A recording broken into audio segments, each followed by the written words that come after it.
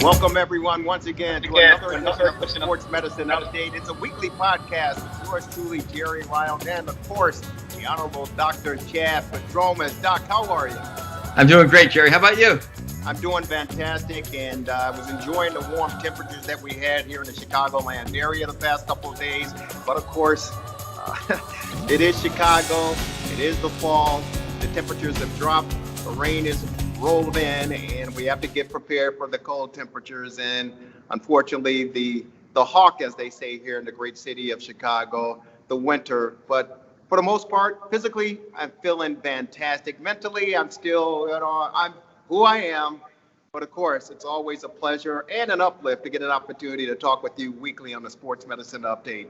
Yeah, thanks, Jerry. Actually, I have a satellite office in Naples, Florida, and I'm down there now. So we come down for the weekend and see some people. And gosh, it's just, I shouldn't say this, but it's nice and sunny, just good for the soul. Well, soak up some of that good sun and some of that great heat for me as well. I'll bring some back. Well, you know, Doc, let's dive right into it because we got a lot to digest and unfold here. You know, the National Football League, the NFL, they're heading it already into the 7th week of this 2020 season during this COVID era, this pandemic, and we've seen some cases around the league, particularly even the Chicago Bears had a stint where one of their practice players tested positive for the virus, but we've seen some other teams, the Tennessee Titans, just to name a few, that have experienced some sort of the virus, and they're bouncing back in the protocol as far as the owners are concerned and as far as the commissioner are concerned, are trying to stay on top of this. But for me, it's just surprising that we have reached week 7 in the National Football League without any really severe or major cases. Your thoughts before we move on? My thoughts are that, as I've been saying pretty much every time we discuss this, that it doesn't surprise me at all. I think things are fine. I think on all fronts, they're better than generally advertised. Therapeutics are doing great guns. You know, President Trump bounced back immediately. He had remdesivir. He had the antibodies. And what he had is not everybody can get. It's available, remdesivir. It's FDA approved. The antibodies hopefully will be soon. Many people feel the virus is attenuating, just getting weaker on its own. Death and hospitalization rates are down. So people report cases, but they shouldn't talk about cases. They should talk about deaths and hospitalizations, which are definitely down. And then finally, I was actually on the radio just yesterday, and the subject of the vaccine came up. And, you know, one thing that I didn't realize that people didn't quite really know is that, so there are thoughts, well, is the vaccine going to be good? Well, if the vaccine is safe, and I'm sure it's going to be safe, and there may be more than one, it's definitely going to be useful for this reason.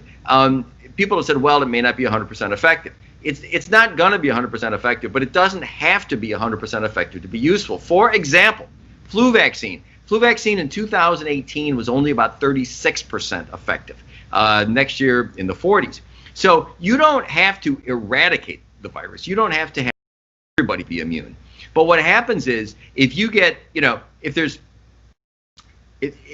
4 people in a room and 2 of them had it and they can't get it, that decreases the spread by 50%. And there's a thing called the RT or the R0, which is how quickly it spreads. All you need to do is exert significant downward pressure on the number of people that have it, and you drastically slow the virus. Because everybody has to get it. They have to get the vaccine or they have to get the virus. Not everybody, but enough people to bring herd immunity. So I think the vaccine, I've heard naysayers out there and people don't trust it because President Trump's may endorse it. But the thing is, it's not about President Trump. It's about the scientists. This isn't coming from him. And people should look at it. But, you know, the FDA and the CDC, they're not going to let anything out there. In fact, they have a threshold of 50%. I almost think maybe that's too high. But my point is, the flu vaccine gets a minority of people, and nobody says don't do the flu vaccine. So I think the vaccine is imminent. The high-risk people should all get it. You know, it's the equation for them safety-wise is through the roof toward the positive. So anyway, so I think things are looking good. Well, hopefully things will be getting better, but I do know the National Basketball Association, the NBA, and Adam Silver, they're questioning the upcoming 2021 season as far as the number of games that they may be able to get in based on the numbers regarding the virus. Now, it's projected that the league is going to tip off December 21st of this year, December 25th of this year. That, of course, Christmas Day, but they're talking about playing a 70 or 72 game schedule based on, and I know you talked about the cases are not as important as the actual hospitalization and the aftermath as far as what this virus, tracking it is concerned. But the NBA are saying, based on the numbers, we've got to prepare ourselves, but we also have to protect our players. And right now, and it just came out, that they're looking to start the season December 25th on Christmas, but also, again, condensing the schedule right now to at least 70 to 72 games. And that can change as we move toward the end of this 2020 season. So the pro teams are looking for, and I know the National Hockey League are also, taking precautions on when they're going to start their season as well, because typically under normal circumstances, Doctor, we're in the preseason as far as the NBA is concerned and the National Hockey League is concerned. And really, we're at the start of the regular season because we're pretty much done through the month of October, which is really when these particular leagues start to get underway for their season. So we're definitely keeping watch on that and keeping tabs. And hopefully, as you stated, that there will be some type of control and we will be able to stabilize the numbers as far as this virus is concerned, but the leagues right now are siding on the side of caution, trying to protect their players. And kudos to the National Basketball Association for getting the players down in the bubble and getting through this. And congratulations to LeBron James and the Los Angeles Lakers on their NBA title. And the World Series is underway. So there's a lot going on in the world of sports, Doc. But hopefully, as you stated, the scientists are on top of this, people are being responsible, and we can get better control of this, and hopefully a vaccine is just around the corner sooner rather than later. But I did want to get into as far as what a lot of our viewers and a lot of our listeners are tuning in to the weekly podcast about, and that, of course, sports injuries. And you're here to help people better maneuver themselves as far as athletics are concerned, whether they're playing on the professional ranks, the collegiate ranks, high school ranks, or just the amateur athlete who's out there grinding on the weekends.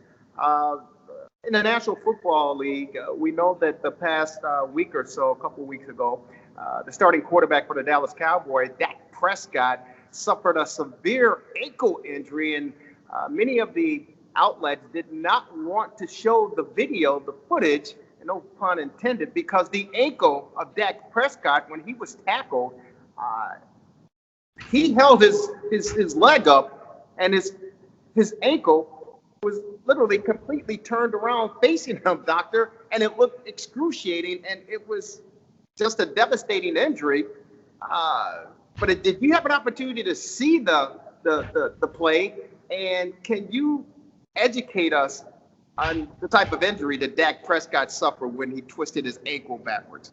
Sure. So it's an ankle dislocation, and I've seen them on the sidelines, and you can actually just kind of, the ankle part of it you can pop back into place. The thing and so when the joint dislocates, ligaments tear, and in the ankle it's not the same significance as the knee. It's a terrible injury, but the ankle is a much less complicated joint. The thing that he also had is what's called a compound fracture. Actually, compound's kind of older terminology. The newer terminology is open, but it means that, so the bone broke above it, and I don't know the details, probably the tibia, maybe the fibula, maybe both. There's a big bone and a little bone in the leg. And then compound or open means that not only did the bone break, but there's bone sticking out through the skin. So this is a compound fracture dislocation. Now, actually, energy is dissipated into a joint or a leg, and if you dissipate some energy into the ligaments where the ankle dislocates, you generally dissipate a little less into the bone. So all else equal, the bone injury might not be quite as bad. But it brings to mind, I think the worst example of this that I've ever seen was Joe Theismann, who in 1984 or 85 suffered a compound tibia and fibular fracture. So he didn't dislocate his ankle. He broke the bone in the leg as Dak Prescott did, both bones. And the other person, of course, was Alex Smith, who did the same thing. Broke both bones in the leg with bones sticking out through the skin. So the worst part about these injuries is that broken tibias and fibulas and ankle dislocations generally heal, as we say, uneventfully. They're painful. They require aggressive surgical treatment. But the hooker is the open part of it, because open fractures or compound fractures have a greater propensity to infection. And, Dak Prescott already had one stage of his surgery. I'm not sure exactly what they did. Sometimes they'll put a plate on right away. Sometimes they'll delay, but definitely clean out the wound. The unfortunate thing, Alex Smith got an infection in his leg, and worse than an infection, he had an infection in the leg, which is bad. I mean, Tom Brady, for example, when he tore his ACL, unfortunately, had an ACL reconstruction complicated by an infection, which is a pretty rare event. It's a 1 in 100 event after an ACL. And then he had to have repeat surgery, which fortunately did okay. So that infection was treated, was fine. But in Alex Smith's case, he not only got an infection in the bone, and bone infections can be quite severe. He got what's called sepsis, which means the infection got into his blood. And that's why there was all the talk that people read about. He was in danger of losing his leg, had, I think, 17 surgeries, and even in danger of losing his life, because if bacteria get into your blood, it can be deadly. So, and he's back now too. Joe Theismann, interestingly, came back the following year, and as I recall, and don't hold me to this, but as I recall, he failed his physical the following year, and it would have been about a 2-year fix. The tibia is the slowest healing bone in the body because it's a big bone, and it doesn't have a lot of muscle around it, and you get the muscles around it provide healing tissue. So he failed his physical, as I recall, his first year back, and I think, perhaps would have been able to come back at a second year, but at that point, as I recall, he retired. Alex Smith was a 2-year fix. So the question is, will Dak Prescott be a 2-year fix? And I guess, the timing is so strange now. So I'm just thinking to myself, if he went down in October, so next year, if things are back on track, even if it's a 1-year fix, if they're starting again in July. So I don't know. The chances, the ankle dislocation, and that's the thing that looked so gruesome to people, because the deformity in Joe Theismann's case was from the bone being broken, Alex Smith's too. The main gruesome looking deformity in Dak Prescott's case was the ankle being dislocated.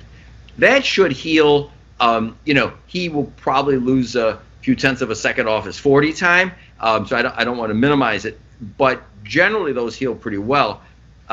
So if the bone heals okay and isn't complicated by an infection, and open fractures have a greater propensity for something called a delayed union or a non-union, which means that it doesn't heal in the usual time frame, and you have to go back and put bone grafts and do other stuff. So he will probably heal. And I don't know how old he is. I think he's under 30, isn't he? So he's motivated. I think he'll heal. I think,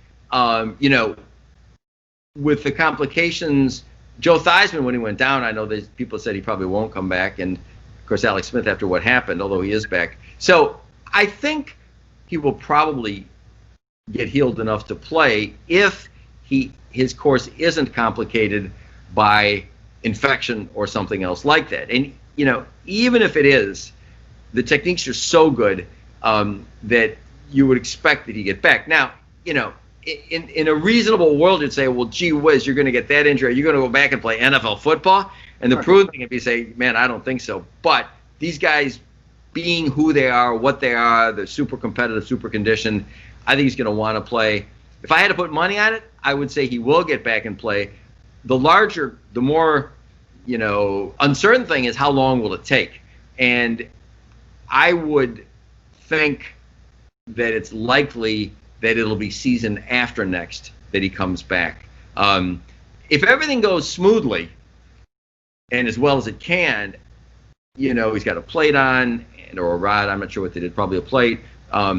he'll probably be in a situation where the ankle's coming around some, or the bone looks pretty good. But the issue always is, if you come back too soon. Troy Aikman, as I recall, had a clavicle fracture and came back, and I think re-broke it. Right. And nobody did anything wrong. It's hard to say. So, will he be back? I mean, let's say the NFL's on schedule. Will he be back next July to training camp after this? I don't think so. Will he be back by midseason? Maybe. But I sort of think it's likely that he'll come back. I think it's likelier and probably be good for him to take, the extra year and come back 2 years from now in good shape. Yeah, well, there's all sorts of, prognostications out there and doctors saying this, that, and the other, and it's very, suspect because like you said, you really don't have a clear-cut answer on the process and the return.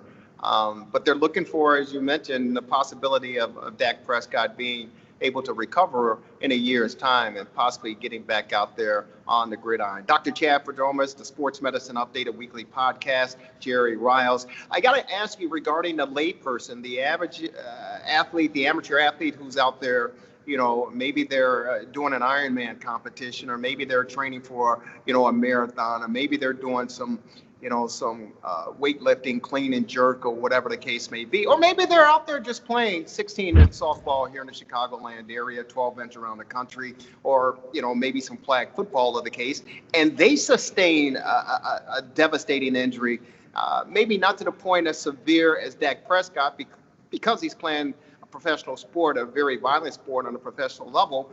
But what do you say to those individuals who may, suffer a severe dislocated ankle or break a leg where the bone is penetrating through the skin?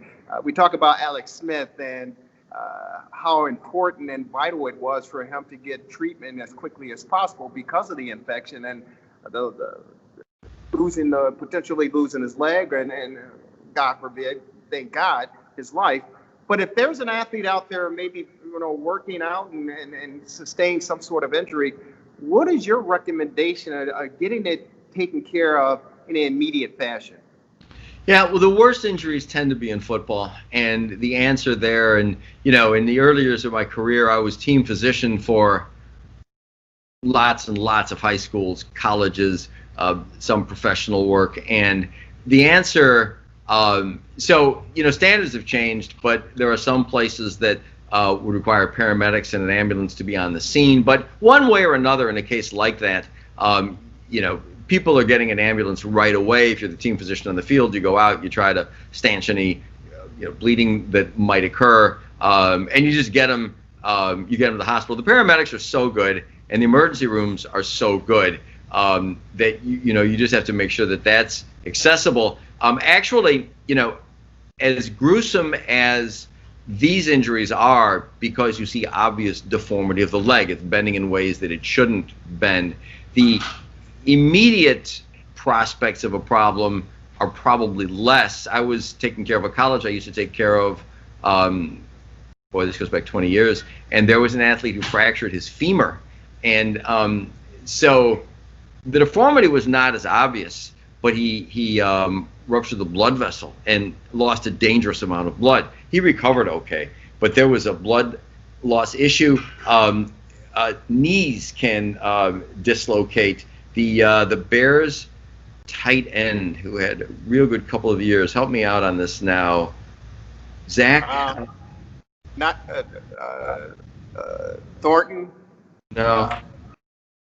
Keith Jennings? Not Emory Moorhead? No, 5 years ago, just before the guys I've got now. I think I can't believe I can't remember his name, but he was.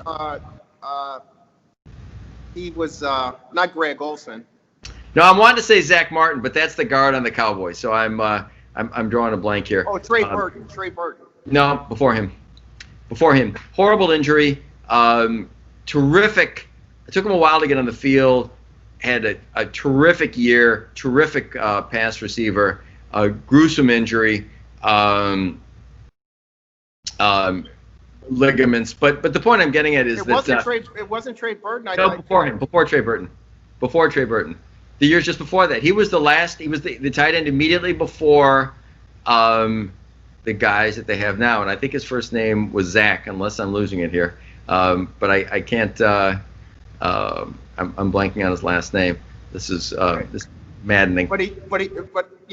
But he sustained a knee injury. I think it was in the end zone, and he came down, and his leg like buckled or so. And it looked gruesome too. You could see it, and it bent sideways. I don't remember exactly, but the point I'm getting at is that you can, if you do that, if you tear enough ligaments around the knee, you can rupture arteries and you can damage nerves.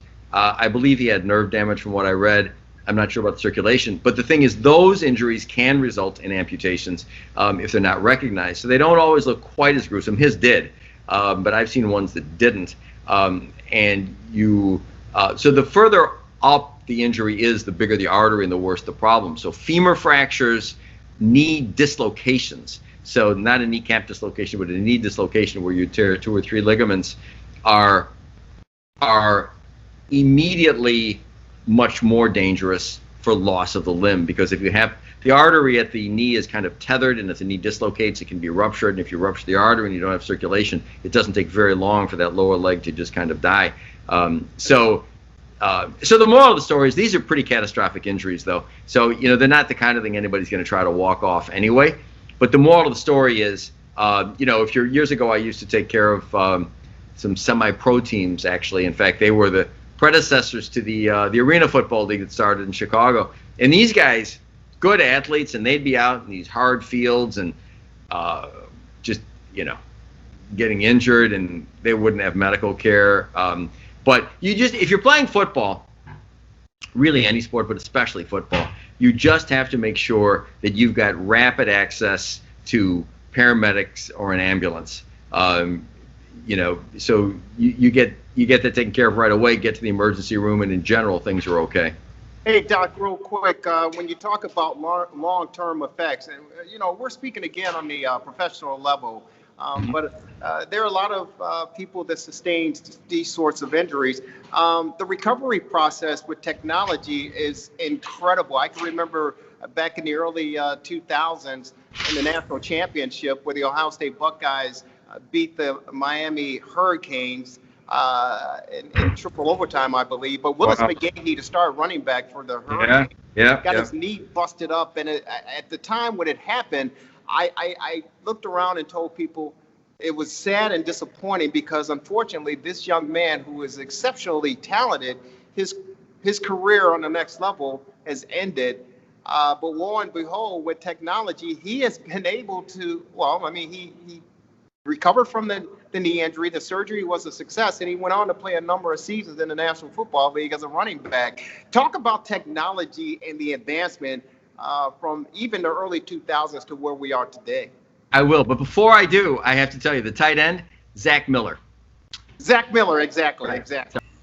Many of the techniques for trauma are similar to what they were.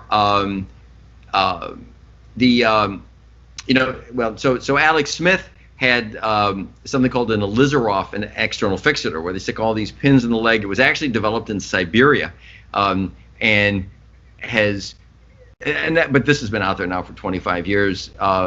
But there are more tools than they used to be. There are nuances. We have terrific implants, plates, nails. We're smart about washing wounds out. We've got good antibiotics. The truth is that the big sea change in technology in this whole field occurred actually about when I was starting in practice, which was 1985. And so arthroscopic, minimally invasive surgery, ACLs were just kind of getting going then with modern techniques. So in a nuanced way, we're better than we were. But I've been doing the same ACL procedure for, 1993. How long is that? 25 years. And you get great results with it. Not a whole lot has changed.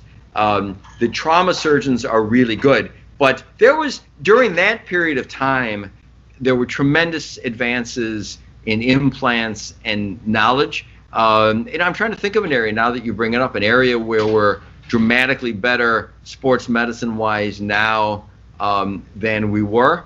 And not to say that we're not better, because we are, but Gail Sayers, the late Gail Sayers. So that was a time when things were really different. He hurt himself in 68, something like that, and the athletes back then. So there was a sea change in the 80s for knee injuries, which was huge. Arthroscopic shoulder surgery has allowed us to do things that we couldn't do. Although it's interesting, as I mentioned to you, we were talking about Jalen Johnson, the Bears cornerback, who, by the way, is doing great with his shoulder. So is Anthony Miller. We were talking about how these guys both had multiple operations, and I was hoping after these two they'd be done.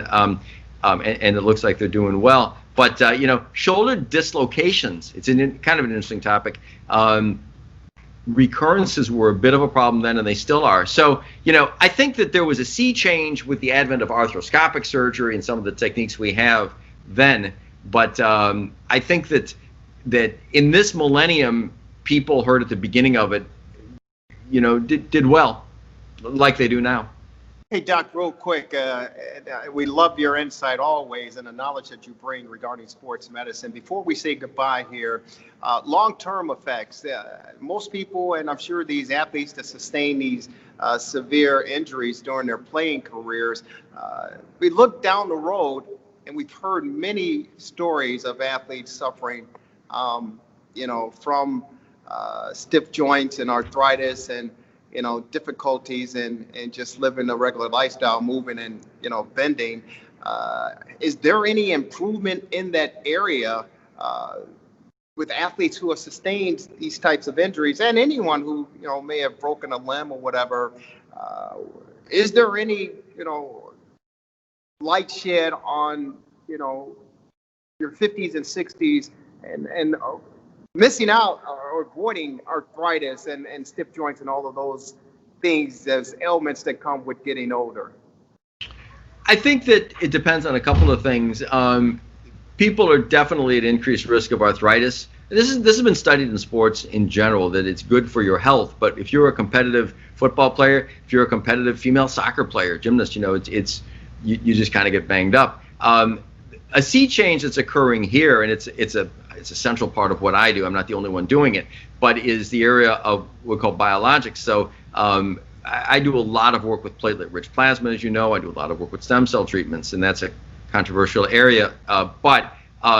So people get arthritis, and often the paradigm is to take pills that suppress pain, non-steroidal anti-inflammatory drugs, get injected with cortisone, which I think is not a good way to go. If you do that, the thought is that you're eventually going to need a joint replacement, so you suppress pain until you do. What's happening right now, which is a sea change in the field, is that we are getting very good results with again, platelet-rich plasma. It's kind of popularized. Kobe Bryant, late Kobe Bryant had that done, went to Germany, but now it's readily available. We do a lot of it. We do work with what's called mesenchymal stem cells, some safe stem cell work. I don't want to overplay what it does, but I have lots of people who come into us with second opinions for joint replacements, and their joints just aren't that bad. And we get them off of all drugs and use these things. And again, I'm not the only one doing this. Hyaluronic acid's another thing. It's a pharmaceutical that helps. And we keep people going for a long time. I think that the older paradigm, and I encourage people get better when they're not taking drugs and when they're not using cortisone. So I think the whole joint preservation issue is definitely come to the fore in a way that it didn't before. So that I think is the biggest change that's going on. Well, Doctor, thank you so very much. Very informative, very knowledgeable as always. Thank you so very much. If anyone want to hear your beautiful voice, or they want to find out just some more information on how they can handle any injuries they may sustain, God forbid, or prevent any injuries they want to avoid, how do they get a hold of you? How do they get in contact with you? Our office phone is 847-699-6810. There's an email, ortho@ismoc.org. net, where you can find out a lot more information, and email us questions. And of course, you get a live voice on the other end, correct, Doc? Yeah, that's right. No phone banks for us. I'm old school. You get a live, knowledgeable person that'll help you. Awesome, Dr. Chad Padroma. It's always a pleasure. Enjoy your stay in Naples, and we look forward to talking with you next week on the Sports Medicine Update, the weekly podcast. Thanks, Doc. Thank you very much, Jerry. Take care.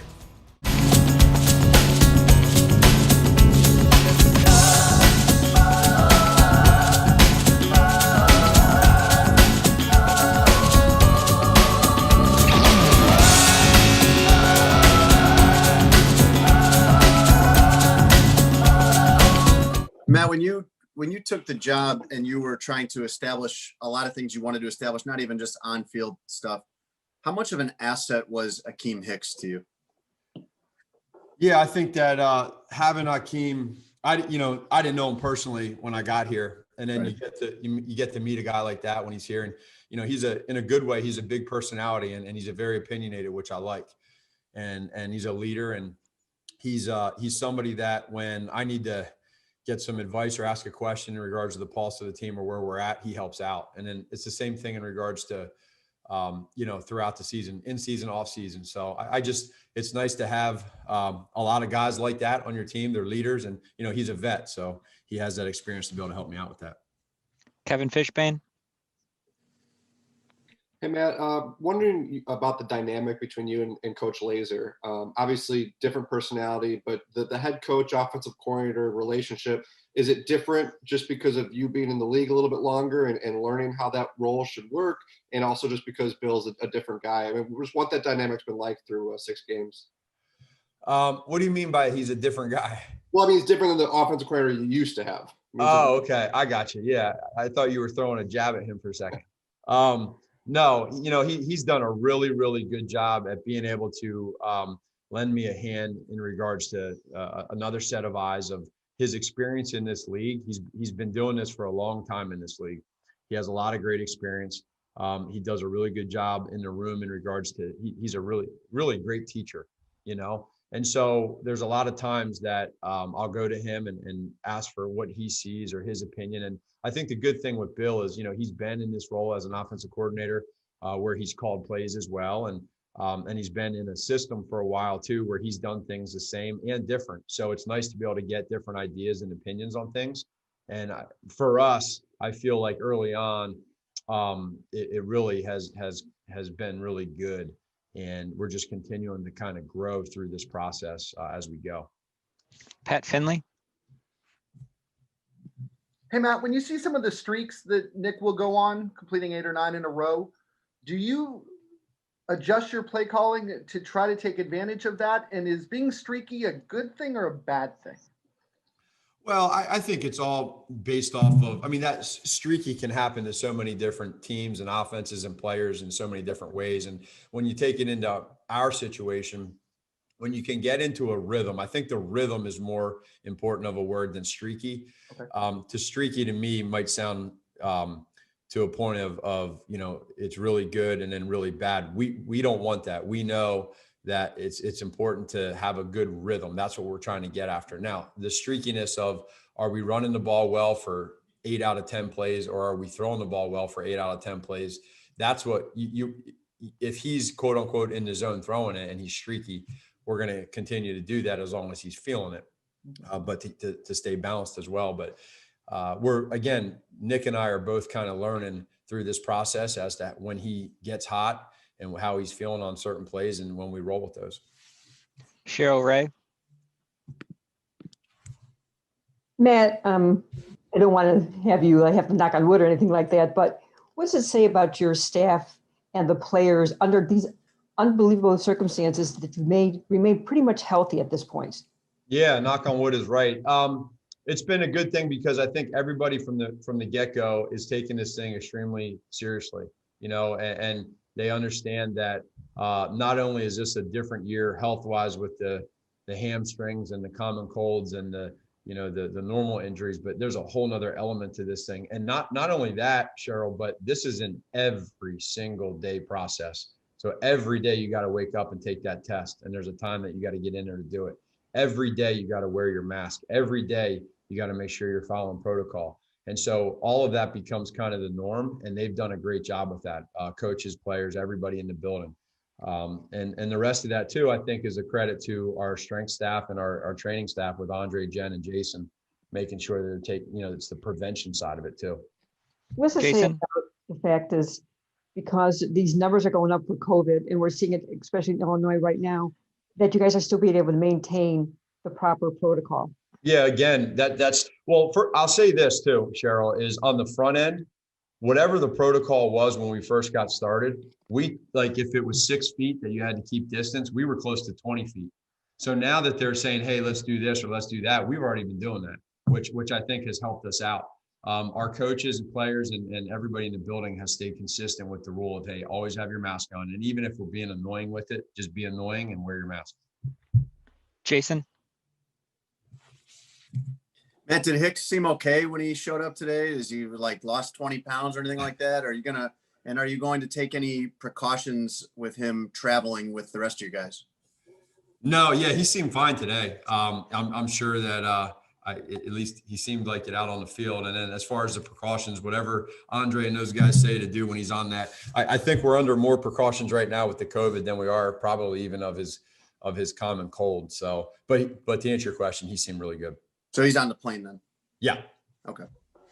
Mark Potash?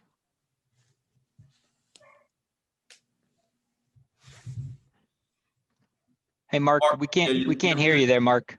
Yeah. I'll come back to you. Pat, go ahead. At the risk of asking a vague question, what is the next step for Foles on Monday?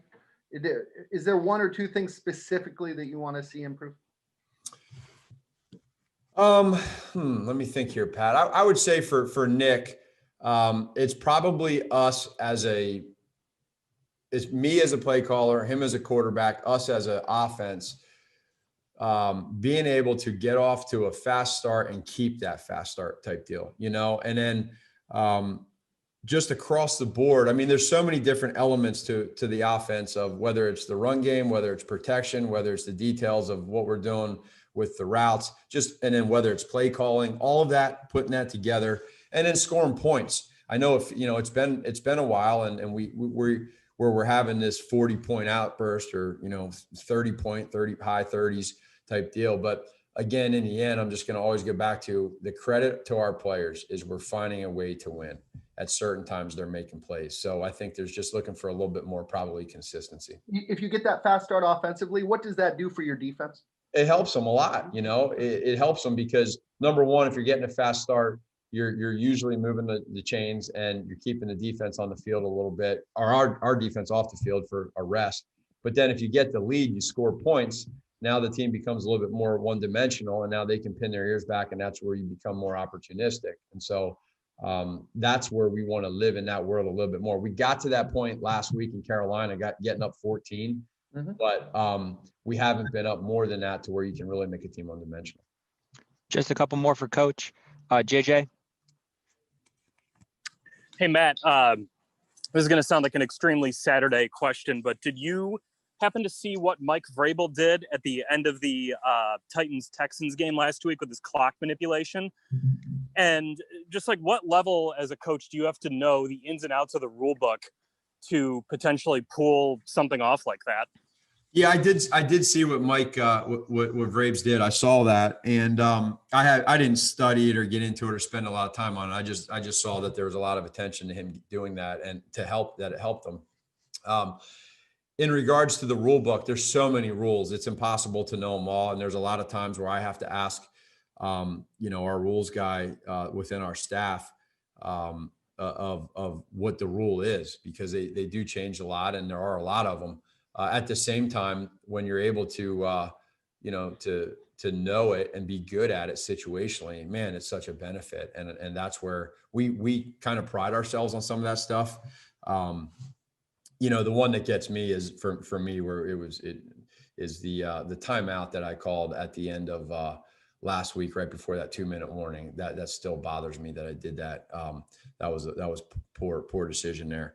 But that kind of stuff there is what we try to pride ourselves on, is being smart with the clock, being smart with what we're doing, decision wise. And what he did was really good. Well, Mark, we'll try you one more time. You're still muted, Mark. Yeah, can't hear you, Mark. We'll go to Jason. Matt, you encountered Foles at such an interesting time in his career when you were with the Chiefs, coming right off having played for the Rams. Did you guys have some conversations about just what a pit that was in his career? And you saw, obviously, it drove him almost to leave the game. Yeah, we've had some really, really, really close conversations over the years, and that was a point to Coach Reed's credit, giving him an opportunity to come and enjoy where he's at, and really try to get back to mentally and physically, and come into our environment that he knew from his rookie year. And I think Nick would tell you that was the case. He had a lot of fun that year. He learned a lot from Alex and just that quarterback room in general. So we've had a lot of deep discussions in that, and then to be able to see, that's why I was so happy for him in 17 when he got that Super Bowl. Is just crazy to think of that car ride we had to training camp together when we just signed him in Kansas City, and then all of a sudden he's hoisting up the trophy as a Super Bowl MVP. So it's an amazing story, and I think he'd be the first to tell you that it's not over yet. Thanks for the time, Coach. Okay, see you. You guys got off to a great start last season, and then this is around the time when you started to slide. Do you have a sense that you guys are better prepared to fight against something like that this year? What happened last season was last season. That's a new season, so we just focus on what's ahead of us, and that's the LA Rams. So we just focus on this game here. So we ain't worried about nothing else, and just trying to focus on this game. JJ. Hey, Cordero. I imagine you. My bad, JJ. Cordero, you got me? Yeah. I imagine you got some pretty good recruiting stories from your time at Tennessee. Anything you want to draw upon to keep up your recruiting efforts with free agents out there? I don't know, man. I don't do no recruiting, man. They ain't even in my DNA, man. I'm just trying to stick to playing football. That's all I know how to do. So it's just a coincidence that you were watching Quentin Spain highlights this week? I don't know what you're talking about, JJ, man. I think you reading the wrong tweets or something, man. Pat Finley.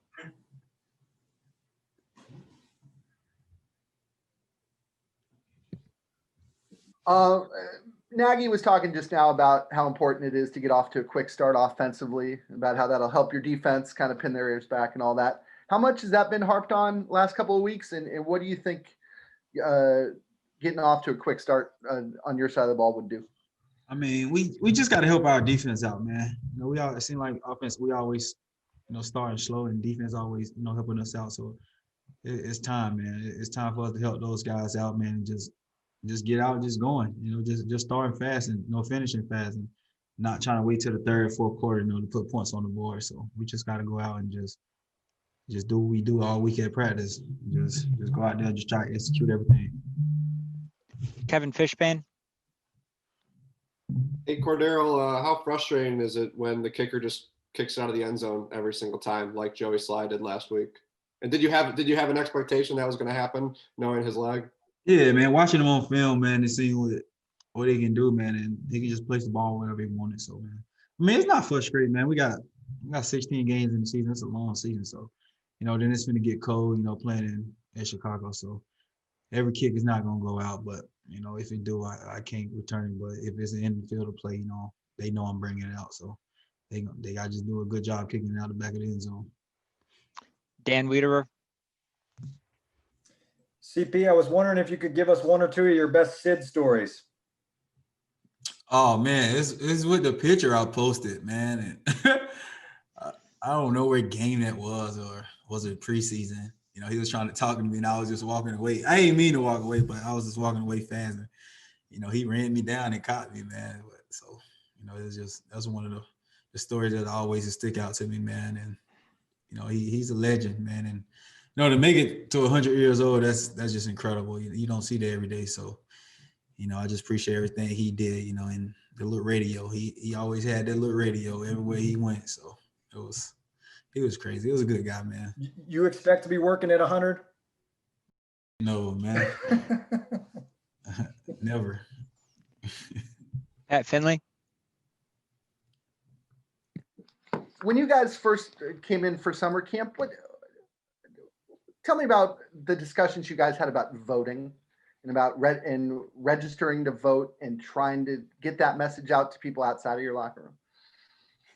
I mean, I'm sure you done seen all the things we done said, man. I honestly don't even want to go back, into all of that stuff because, it's bigger than that, man. And if we start talking about that, man, we sit here for 35 minutes. So, just get out and vote, man. That's all I can say, man. Just do your part in this world, just to try to be that change. You doing absentee? How are you going to do it? That's my business, man. I didn't ask who you were voting for. Come on. Sound like you did. Thanks for the time today, CP. Appreciate it, boss. All right, y'all. Being able to seal the last 2 games, what is that feeling, especially for somebody who hasn't played a whole lot on the defensive side in the NFL? Well, obviously the best feeling is, that we got the win, and I was just happy that, I was able to perform and do my job at the end to help us secure those wins. Colleen. Can you take us through what you saw in the interception last week? Yes, that happened to be my zone. And those 2 things that happened, the coverage, the skies before the play was really good by our safeties. And then also the pressure up front, I think messed up the vision of the quarterback. And I was in that zone and just was fortunate enough to make the play. Pat.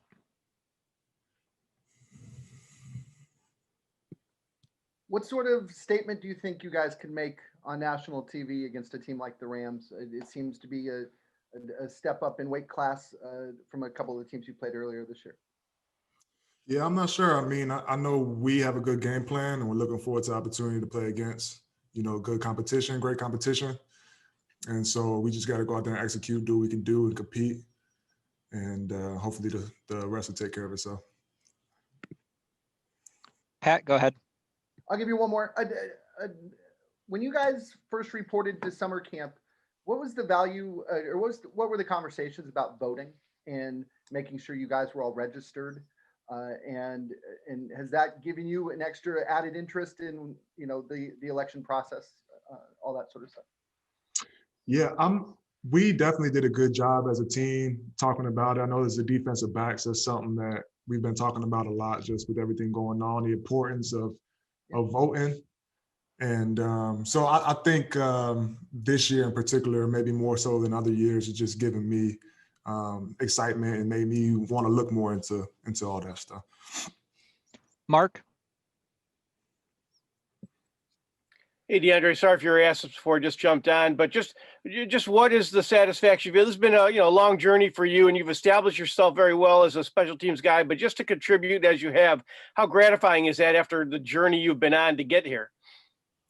No, it's been good. I've been a part of some really good defenses since I've been here, great high caliber defenses. And so it's been good when I got my opportunity to step in and uphold that standard. And I'm just hoping to continue that as forward. And I think I know we've asked you this before, but have you ever regretted having that niche? You're growing into that McManus special teams ace thing, which is a nice niche to have in the NFL.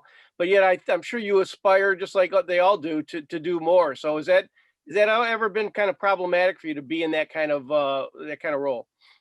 The way I look at it, whatever role I'm in, I want to be the best at it that I can be. And so, whether that's being the special teams or whatever it is, I just want to be the best football player, that I can be. And I don't regret anything so far in my career. And I'm hoping that as it continues to progress, I can keep trying to get better every day and stay consistent. And hopefully things go my way. Thanks. Yep. Colleen. I'm just curious, being around Eddie Jackson, him having 2 touchdowns called back this year, do you sense any anxiousness or frustration at all from him? I wouldn't say anxiousness. I mean, he's a fantastic, great player. And it's unfortunate that those calls obviously, didn't go his way. But I think I know that 3-9, he'll make even more plays like that this year. And so we're looking forward to see that. Yeah, what's it been like the last 2 months going through the procedures with your teammates, communicating with the union, just trying to keep everything as safe as possible? Yeah, I mean, I thought it's been really good here. I think all the guys on the team are understanding, what the union's trying to do, what the team's trying to do. I think everybody is pretty crystal clear on what everyone's trying to do. Let's keep everybody safe and just able to play the next week and not have a huge outbreak like some of the teams have had in the past. Dan Wiederer. Pat, individually, what has satisfied you about the start that you've gotten off to this season? So for me, I think what satisfies me is just putting the defense in a good situation, just being able to pin the guys down there and let the defense work. I mean, we have a really good defense, so the guys all get all amped up, when you pin them down there deep in the territory. So it's really cool to see the guys work on Sundays. JJ. Pat, going back to the conversations you've had with your teammates about, the procedures and expectations, how much those were colored by what happened with Major League Baseball, where you had teams paused for, multiple weeks on end and having a lot of cases, and what happened there, and how were those messages received? Yeah, so a lot of guys haven't really brought anything up too concerning that. I think the Bears have done a great job thus far keeping everybody safe. They go above and beyond and doing all the different travel measures, and I think that was probably one of the biggest things is the travel measures. And I'm sure, like you guys know, we take 2 planes and we space each and every one of our players out, including staff, like on the buses. So they take like 2 or 3 more buses than NFLPA actually requires. So they've done a great job. Kevin Fishbane. Pat, you've been here for a while and been around the whole, different kickers and the whole kicking situations here. For you, what was it like to see that 55-yarder go through from Cairo? And then what does it mean to have a guy like that where the coach has the confidence and seems like everybody has the confidence that he can keep doing that? Yeah, I was really excited for Cairo to have him hit that ball. I think it's the longest in his career. When he was back here in 2017, obviously he's had a couple of injuries along the way, and it happened here too. So it's really cool to see him flourish as a kicker and have him have that chance, to make those huge clutch kicks that we need this season. So a lot of the guys are really happy for him. A lot of guys have played with him on various teams. So just a consensus, everyone was really excited to have that continuity back at the kicker position. Pat Finley.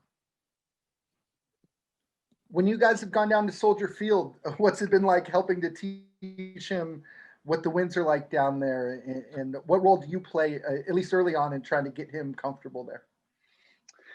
Yeah, so we've been going down once a week, especially on home games. He's very cerebral. He likes to think things through, so he's really good to pick up the different winds and the different patterns and things like that. But as you guys know, our practice fields get pretty windy also, so that helps us being just here at Lake Forest at our practice facilities. Phil Thompson. We were talking to some of your teammates about how some of the outside voices don't necessarily look favorably on the Bears record, despite it being a great winning record. If you when you look at a win over Brady and the Buccaneers, and you got another primetime game against the Rams, highly visible game. Do you think you need to stack like these type of wins to kind of change people's perceptions? I think winning changes that. I think each and every week the guys are just going out to prove all the doubters wrong. And I just think that's the mindset of the team. We're just going out and trying to win each and every week. So I don't think it's a specific game that we're trying to win, but I think it's just the next game is the most important game. Chris Emma. Pat, you've been here since 2014. You've seen a lot of ups and downs of this team. Do you have a different appreciation or perspective of 5-1 record, even if it's kind of uneven play or play that can be improved? Yeah, I mean, just in the past, being here for a couple of years now, and seeing the different teams that we've had, like this team is very resilient. I just think coming back and winning the games, or people thinking that we're down and out, we're not going to win the game. And just having that team just come together and rally, and not anyone pointing fingers and saying like, oh, is this or this guy. And it's really cool to see that continuity and that team bond and that chemistry that we have here. So Couple more for Pat. Dan Wiederer.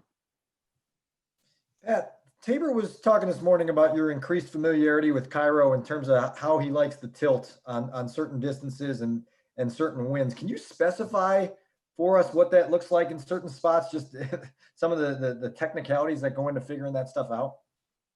Well, I won't bore you with all the details here, but I'll take them all. Yeah, it's I mean, any kicker likes an aiding wind behind their back. I mean, that's always the favorable versus a hard crosswind. But to give you a little crash course, so the ball for Cairo, he likes it to lean forward, and he likes it just to hit the sweet spot of the meat of the football.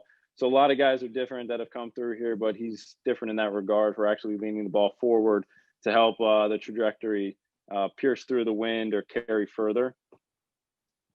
How long does it take you as a holder? You've obviously worked with a lot of different kickers since you've been here. Right. No, I mean, it's easy for me now. Like, I just know what to do in certain situations, and running onto the field, he'll say, hey, lean it forward, lean it to me, or which way. So it's good to have a guy being able to pick up on that, especially in pregame. I think it's really important to have that open communication, so they call me Patty the Caddy for a reason, right? So I got to be able to adjust. Kevin Fishbane. Hey, Pat, with Johnny Hecker on the other side, obviously fake punts in the conversation this week. I'm wondering if Tabes knows about your perfect passer rating and if that is going to get in the way of any potential fake punts in the rest of your career. Yeah, I try to remind him weekly about that, try to get one in. So who knows, maybe O'Donnell versus Hecker this week for the throwing matchup. Dan? Pat, you mentioned the travel sort of procedures that you guys have had for the first 3 road trips you've made. You're going out a little earlier this time. What are your thoughts on just some of the different challenges that presents with more time on the road and just more meals to account for all the things that go into being out there a little bit earlier? Yeah, I think us going out there is really important. I think, just adjusting and acclimating. And I think all the guys have a really good head on their shoulders. No one's like thinking about going out or doing anything silly like that. Obviously, we're going on a business trip, and being able to, order whatever you want outside the DoorDash or the Uber Eats or whatever it is out there that they got. So guys will probably take into account if they don't want to eat the hotel food, they can do that. So that's something that a lot of the guys like to do. Various guys like to go out to dinner before the games. Obviously, now we can't do that. So whether that's spacing out at the hotel and just still having that familiarity with, the dining procedures, I think that'll be really cool to have them experience the LA cuisine out there. Thanks for taking the time. Your impressions of the open field tackle that Fuller made on Bridgewater down near the goal line. And then I got to follow up after that one real quick. Yeah, game changer, It reminded me, remember the one he made in Detroit? Mm-hmm. Second game last year down there in the low red. Phenomenal play. That was a game changer. Who knows what happens if you don't make that? With the hits that he's putting on guys that are getting flags, how do you make certain that his aggressive edge doesn't get dulled by, being a little trigger shy that he's going to get called for those? He won't, because he's doing everything by the letter of the law. He's their textbook.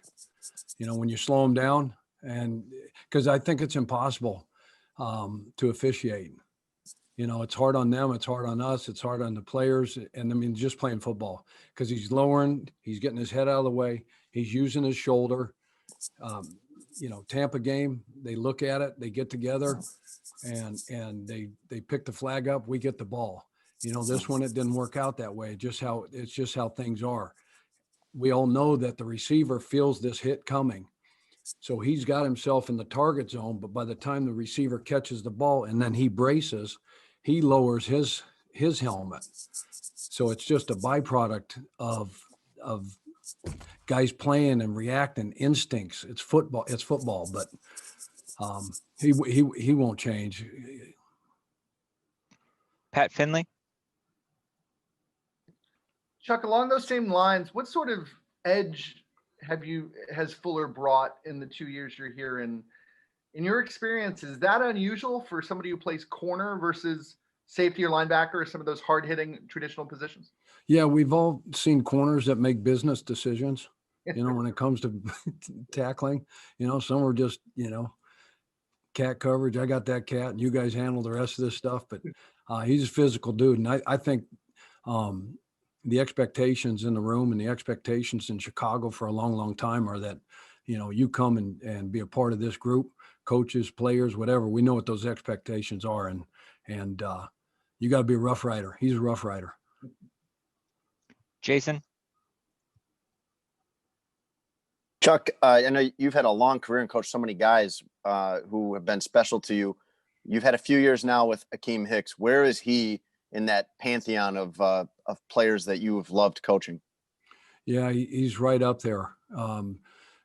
You think of like Haloti, Nada, who we had in Baltimore, just a big physical athletic presence inside that just dominated people and could push the pocket and win one-on-ones and destroy and wreck a run game. He's right up there. His leadership and the way he's playing right now and his focus and determination coming off of last year is really good. And I know it's just going to continue to get better. Can I ask a follow-up to that? Go ahead, Jason. The snap count that he's played this year, he's played 80% of your snaps. This is a guy who's played 10 years in the league at his size and coming off injuries last year. How is he able to do that so consistently, to play so much of the game? He's done a great job with his body. He came in weight-wise under what he was scheduled to come in at. So he's doing a phenomenal job. Every time, we walk out of this, he's in the training room constantly.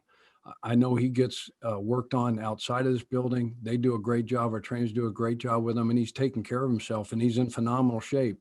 And then Jay does a great job of rotating those guys and making sure, because going into it, we said, okay, in year whatever, you start getting up there, we got to manage these so we can get you through a whole game. So you can be fresh in the fourth quarter, so we can get you through 16 weeks, get you into the playoffs, and then hopefully get you, to February 7th, the ultimate goal. So he's doing a great job of that, and Jay's doing a great job with that. JJ? Chuck, what kind of transition has it been for Roquan specifically in terms of his run fits, learning how to play without Eddie Goldman up front? I don't think it matters who's up there, because there's going to be times, JJ, that things don't, work out the way they work out on the chalkboard and on the playbook page.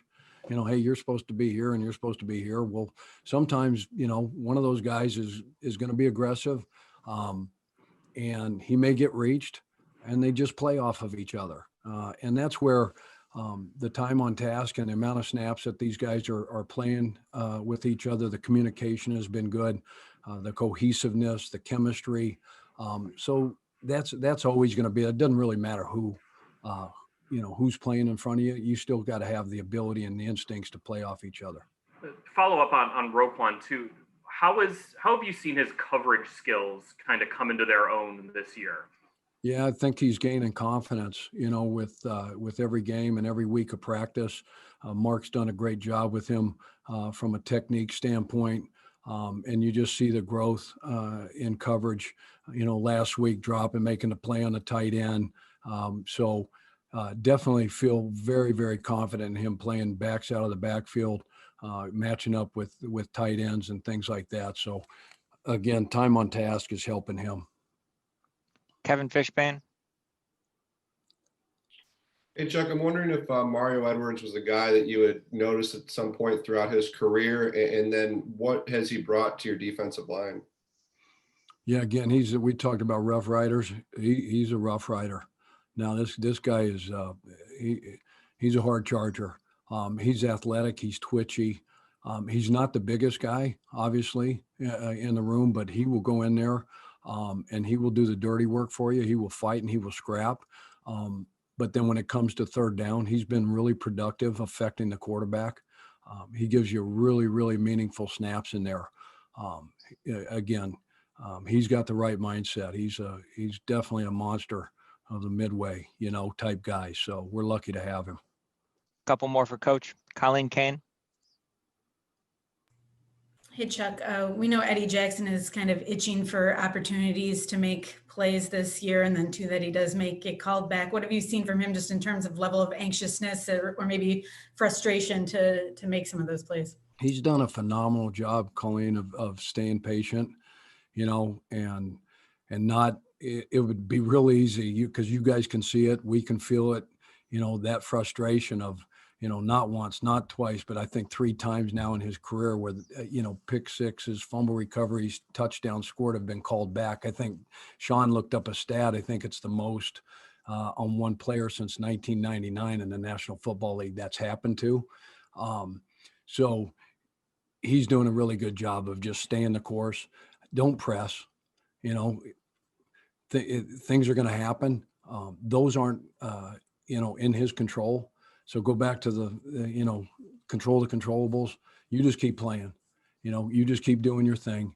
You stay patient and, eventually, one of those is going to work out. He's going to get in the end zone and not have to worry about looking back and seeing if there's, a flag on the ground, and actually get to a cell. They had a really, really cool celebration. They got together with the D-back coaches and they had a really cool celebration plan. And I know that thing started and then, somebody threw a wet blanket on the fire and that fire was put out pretty quick. But we just keep telling them, have a plan because it's going to happen again. So let's make sure we get a good plan. So how we're going to celebrate. One more, Sean Hammond. Hey, Chuck, looking at the Rams, they've really ramped up how much motion they're using before the snap and really at the snap. What kind of challenge does that provide for you guys on the defense? Yeah, I think if you allow it, again, I think it all starts with me, and I've got to do a great job of putting these guys in position to where they can just get their cleats in the ground, get lined up, get their eyes right, and kind of keep this, this offense corralled, if you will. Good edges up front, good edges in the back end, because it can get you sideways. It can get you cross-eyed. It's boom, boom, boom, boom, and they do as good a job as I've ever seen anybody. Sean, I mean, just a phenomenal job because it's precise, it's precision, and they will tempo you and they will run to the ball, and that's 10 going this way and 17 coming back and 17 going this way. And then the ball snapped right behind the quarterback. And then there's a tight end coming back. And so from a run fit standpoint, it challenges you, because those change. So whoever's in the box, whether you got 7 in the box, you got 8 in the box, it doesn't matter. All those guys got to be in concert and singing out the same hymnal and flowing right. Otherwise, because if one guy sees it this way and the other one goes this way, you've got a gaping hole in the middle of your defense. And then they don't hand it off and they pull it and it's play action pass. And then you got routes running vertically up the field all over the place, and then trying to match those up. So it's going to be a huge challenge. With the place where you're at with your running game right now, what is the process for you guys in increasing the trust and the faith in where that can go? Oh, I think that's a good question because I think you hit as you go through an NFL season, right? You hit those points where I don't know if I would use exactly those words, but I understand where you're coming from because you hit those points where you get frustrated in different areas, and it's going to happen again at some point. Like, fully expect to come out of that whatever funk we're in as far as our run game production this week, right? So then you're out of it and everyone feels good again, but then some other area you get the same thing. So I think over time you learn to trust the process, not panic. At the same time, face reality. If for a couple of weeks in a row you're numbers, your production aren't good, and it matches what you see with your eyes when you watch the film, then trust, hey, here's the reality. This is what we're not doing well. If we have to spend extra time on it, I mean, we feel like we have a thorough process of evaluation, but if it calls for more, spend a little extra time, and just be, painstakingly thorough. I mean, I don't know any quick fixes for all this stuff we do, because the other team, their coaches are studying right now too. I mean, give them credit. So just be painstakingly thorough, trust the process, fight your way through it, and then just buckle up, because something else will be, in a rut at some point as the season goes. It's not a sexy answer, and it's kind of a grueling process sometimes, but that's what we're doing. Pat Finley. Morning, Bill. How are you? Got a lot of work to do here, Pat. Get ready for the day. Big day. I'll talk fast. Thank Nick Foles appears to be streaky within the course of the game. He'll rattle off 7 or 8 straight completions, maybe 3 or 4 straight incompletions. What is the root of that? And are some guys just that way? Because that seems to have followed him here. I don't know if that has followed him. I've really never evaluated it that way. Obviously, coached him years ago, and wouldn't have characterized it that way. If the statistics say that that's true, then I won't. I can't. I'm not in a position to argue against facts, I guess. But I think offensively right now, you could probably characterize us as streaky, and I'm not real happy about it. Right? I mean, we've had some late game heroics that have won us some games, which we are happy about, but we wish we weren't in those positions. So I think if you look at us as a group, it'd be a little bit unfair to point to a particular person who's caused us to be streaky, especially considering that he wasn't always the one in there when we were doing it. So that, I guess, prudence would tell you, when you stop and think about it, it probably is bigger picture than just him. JJ. Bill, with your offensive line, were there things that you saw on Sunday as the game went on that maybe Rashad settled in a little bit more, or do you have to look at that tape and say he isn't necessarily locked in as our starter on Monday night? Oh, I think the first time any guy plays, I mean, I think that's part of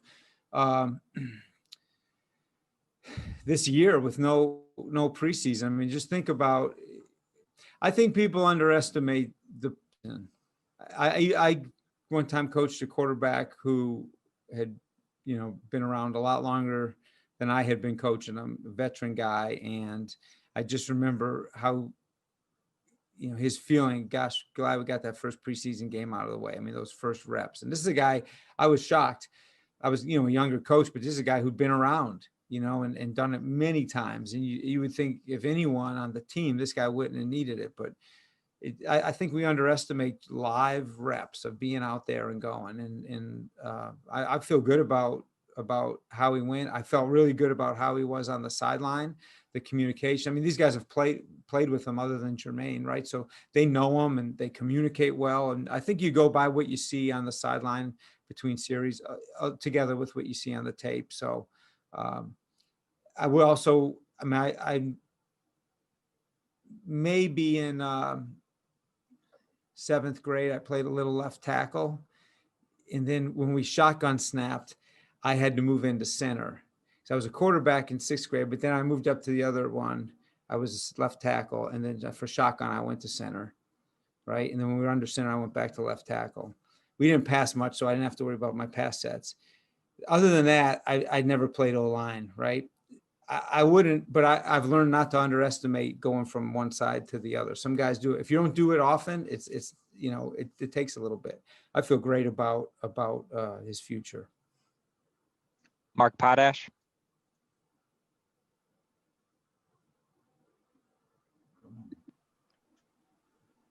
Hey, Bill. With regard to the running game, there was a little bit of a disparity in the early game. In the early part of the game, I think Montgomery had like 10 yards in his first 8, but on his last 11, he had like 5 or 6 good runs and kind of broke out. Was that just the wearing down a kind of average front, or was that something you can hang your hat on and saying, hey, progress you did, something you could look to build on for the next game? Was that any kind of progress did you feel? I did feel progress. You were breaking up a little bit on us, Mark, but I got enough of the question. I did feel progress. There are some games, and I can't tell you why. There are quite a few games where the run game gains momentum as it goes. I think a lot of it probably has to do with, when you have professional NFL offensive linemen and backs, when they come to the sideline and they're able to talk through with their coaches, hey, here's how they're playing us, here's how they're playing these blocks, and just make just the minor adjustments that they make series to series. Again, at halftime, you're able to stop and put the pictures on a big, all the things you do at halftime, but between series, they're able to kind of work those adjustments out. I think guys get a feel for the particular people that they're playing against and blocking them. I think that happens too. So I do think, I know we've talked about it before, our poise and communication on the sideline is good. So I'll in an optimistic way, give credit to the job that we were doing, working together to get it fixed. And sometimes you just gain momentum as you go. You feel, you feel better. I think we definitely felt some spurts there where we gained momentum. And so that probably had to do with it. But will that momentum carry over? Big picture, yes. But, we'll be lining up against a whole new group of guys this week. So we're going to have to kind of start and do it again. Couple more for Coach Jason. Bill, what do you think of the test that is presented to you guys right now over the next 3 weeks with the Rams, the Saints, and the Titans compared to the teams that you played the first few weeks? Well, I'm aware of it, but our test is like I guess the way my life is at this moment is whatever percent, which is huge, the Rams, right? And it's right in front of us. And and then thinking about, okay, you're going from a trip across the country with a Monday night game, and then you're going to have a short week to prepare for a good team. So where in the weekend, on the plane ride, at the hotel, all through the weekend, do you steal time away more than normal time? Because we're always working ahead, right? Parts of the staff are always working on the next team. So where do you have time to spend on the next game? So it's really way more specific. Okay, how much sleep am I going to be able to get Saturday night and Sunday night?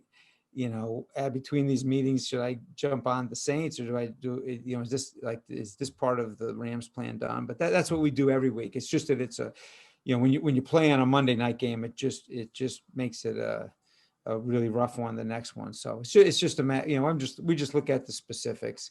And the other part of it is sometimes at the end of the year, after 16 games, you look back and you say some of those teams that you played early in the season that everyone says weren't so good, some of them turn into pretty good football teams. These seasons are long. So I've been tricked by that before too. I've also been tricked by early in the season. You look at some games ahead, you say, oh, that's when we hit the easy stretch. And then you get to those teams and it's not as easy as you thought it was going to be. Colleen? Hey, Bill, what's it going to take to slow down Aaron Donald on Monday? Oh, it takes everybody. You're talking about a fantastic, great football player. So it takes everybody. It takes a plan by the whole offense and a whole number of different people hopefully get their hands on him.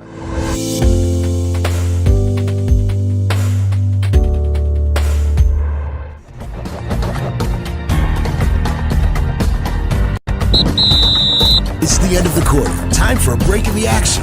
The hottest sports panel in Chicago will get back to the fast-paced action, streaming live on Facebook Live. We're back at it after this quick timeout, so don't you dare touch that iPhone, Android, iPad, Mac, or PC.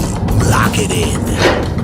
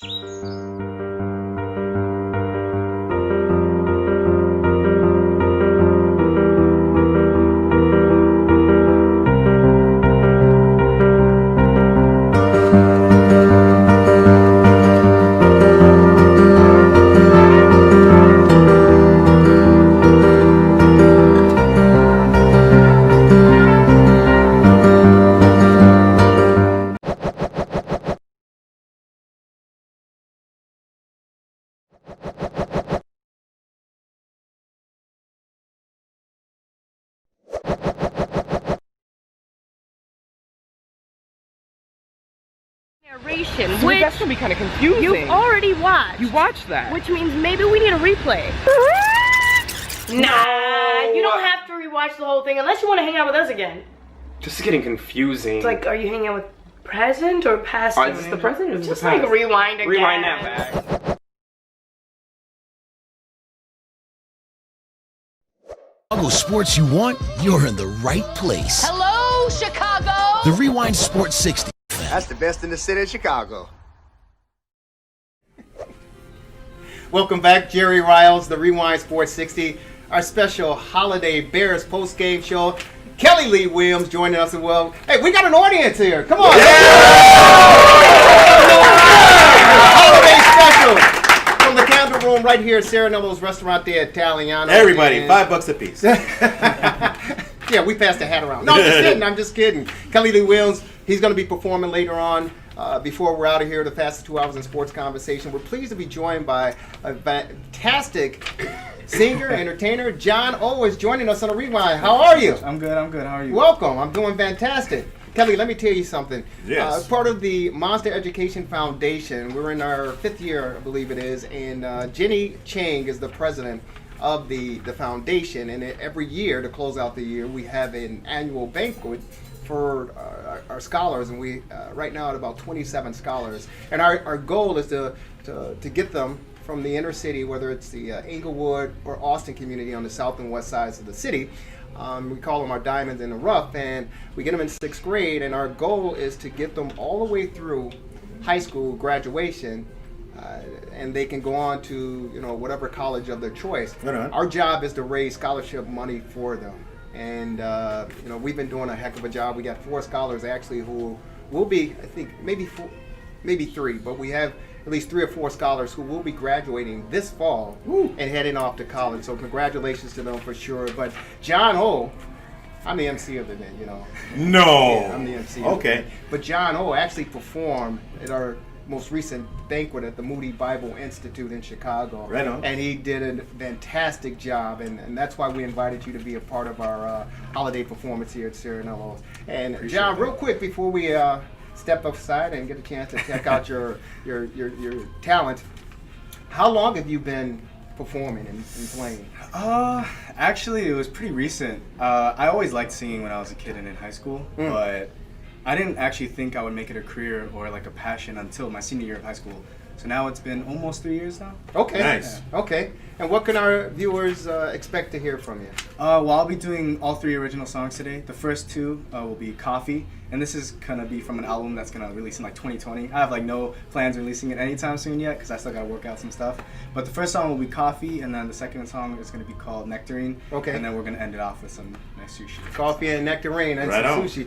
Real quick, share with us. You shared with me some of your the singers, entertainers that inspire you. Can you share that? Yeah, I'm actually really inspired by more modern day is definitely Frank Ocean and Little John Legend. I like his soulfulness, but I always have to give thanks to like the people before me. So like Aretha Franklin, Otis Redding, Lauryn Hill, like they're big inspiration for me, and I just have to respect that culture because I'm borrowing it. I'm using that. So. Yeah. Glad you knew that. Well, I was impressed, and I was impressed with your talents, and we'll step out of the way. We have to say, Aretha Franklin, may she rest in peace. We lost her earlier this year as well, so I'm sure this will be a great tribute on her behalf. John O, thank you. Take it away, my friend.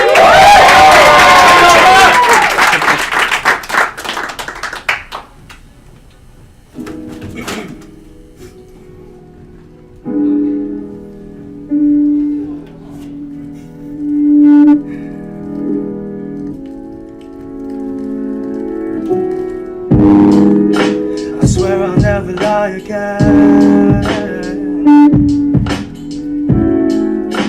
Thinking about the time we spent, I was so happy to be lost, laughing way too much. All good things come to an end. So meet me at the coffee shop. Come sit down, let's have a talk. I wanna get lost again. Don't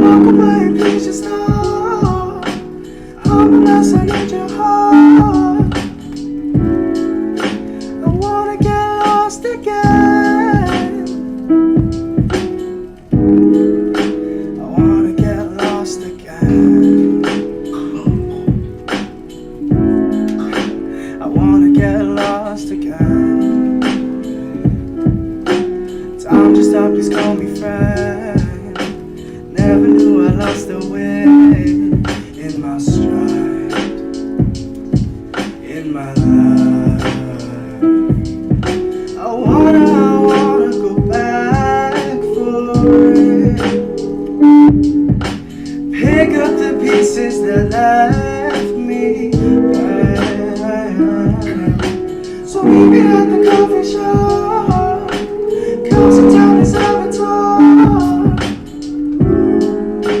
I wanna get lost again.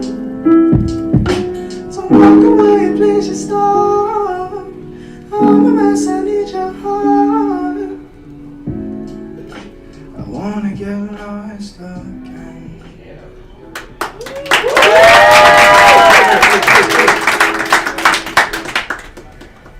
And this next one's called Nectar. I hope you enjoy it.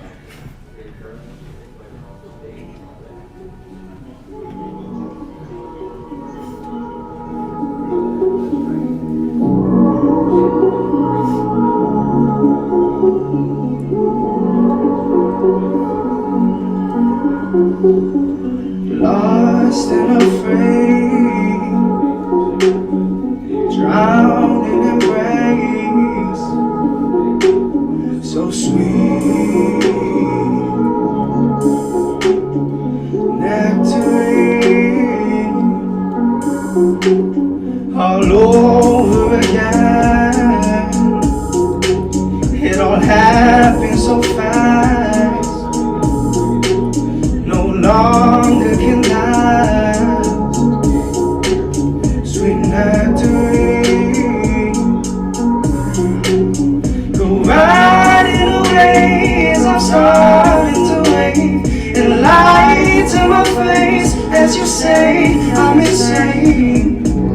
Don't get closer, I'll drag you down, lying in wait. Go hide my mistakes, but you love my mistakes. Sweet nectarine, I'm all over again. Can I say you're my friend? Do you know what's our plan? Sweet nectarine, go riding away as I'm starting to wave, and lie to my face as you say I'm insane. Don't get closer, I'll drag you down. Sweet, sweet, sweet nectarine. Sweet, sweet, sweet nectarine.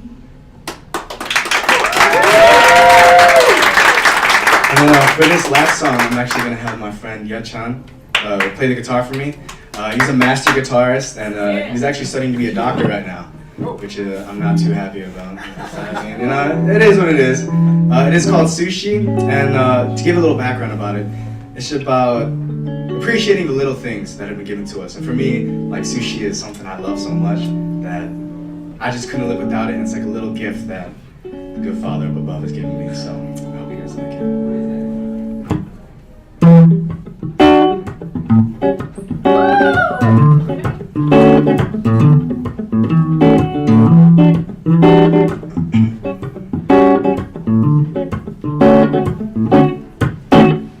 Please give me sushi, I need my sushi, don't finish for me. Please give me sushi, I need my sushi, don't finish for me. Some people take the little things for granted, I can't stand it. Father, every good and perfect gift is from above, from above. I could use your goodness right now. So please, please, please give my sushi. I need my sushi. Don't finish for me. Yeah. Please give my sushi. I need my sushi. Don't finish for me. Yeah. It's not change like shifting shadows. Who is good? Who does not change like shifting shadows? Who is good? You do not change like shifting shadows. You are good. You do not change like shifting shadows. You are good. Please give my sushi. I need my sushi. Don't finish for me. Please give my sushi. I need my sushi. Don't finish for me. Please give my sushi. I need my sushi. Don't finish for me. Please give my sushi. I need my sushi.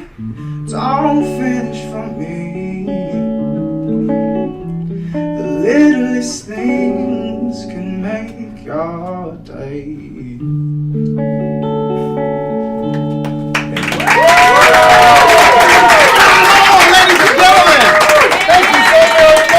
John, oh man, that's a bit loud.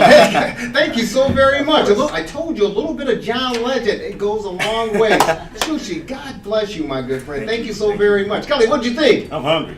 I am very hungry right now. Great job. Thank you so very much. Ladies and gentlemen, keep it locked in. This is the Rewind Sports 60. We're broadcasting from the Candle Room at Serenello's Restaurant, the Italiano. Hey, the hits just keep coming. Don't touch that smartphone. Don't touch that Samsung. Don't touch that iPad, the PC, the MacBook Pro, the Smart TV. Don't touch any of that, folks. Come on right back. You've got the Rewind Sports 60. Coming up after the break, Kelly Lee Williams will be performing, ladies and gentlemen. You've got the Rewind Sports 60.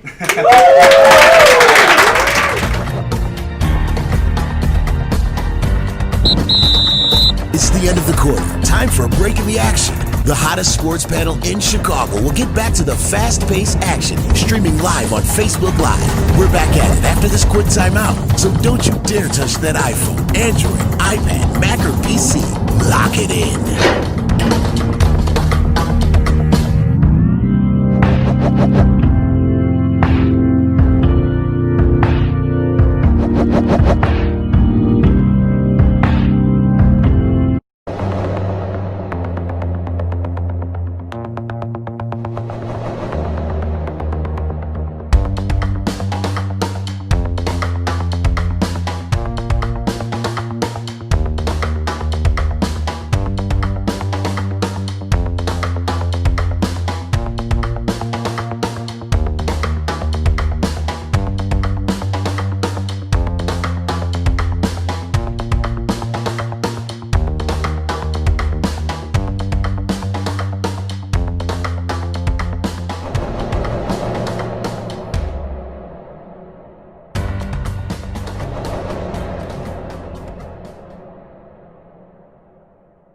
If it's Chicago sports you want, you're in the right place. Hello, Chicago! The Rewind Sports 60.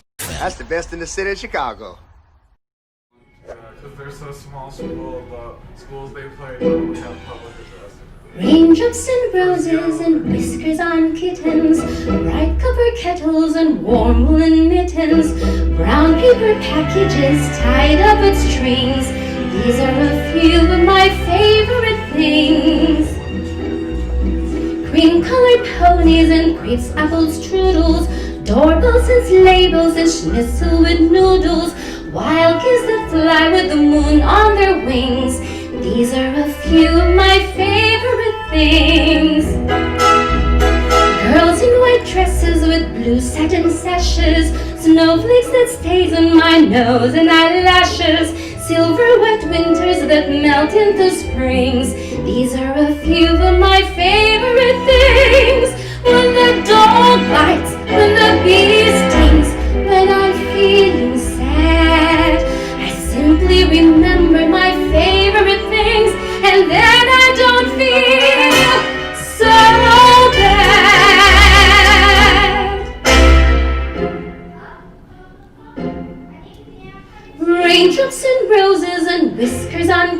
kittens, bright copper kettles and warm woolen mittens, brown paper packages tied up with strings. These are a few of my favorite things. Cream-colored ponies and crisp apple strudels, doorbells and sleigh bells just nestle with noodles, wild geese that fly with the moon on their wings. These are a few of my favorite things. Girls in white dresses with blue satin sashes, snowflakes that stay on my nose and eyelashes, silver wet winters that melt into springs. These are a few of my favorite things.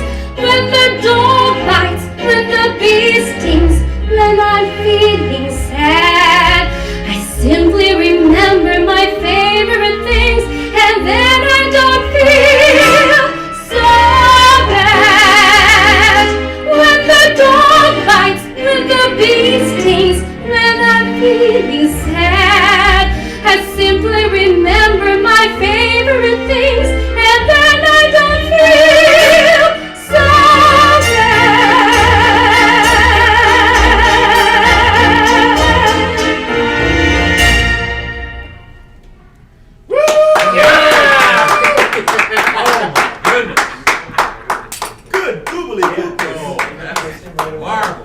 That was Mary Honeyjoy Picursa joining us on the Rewind Sports 60. Ladies and gentlemen, she is phenomenal. And she sings at the St. Joseph the Worker Parish in Wheeling on Sundays. And I have the pleasure and the opportunity to get a chance to listen to her. And I have to tell you, her voice, if not brought a tear to your eye by now, you're not alive! I'm telling you. Kelly Lee Williams. Oh my God, she was so good. Oh my God, she was so good. No, seriously. Oh, stop it.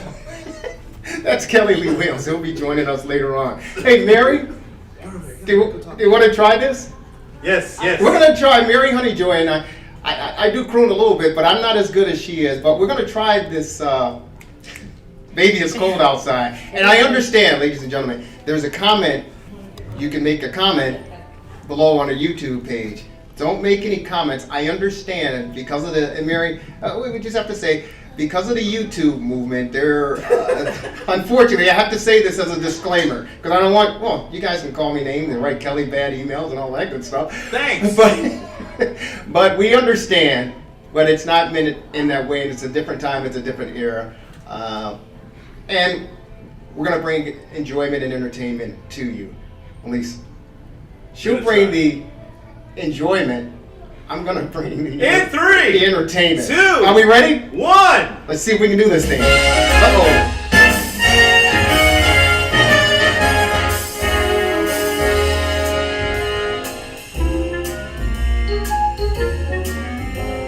I'm all nervous.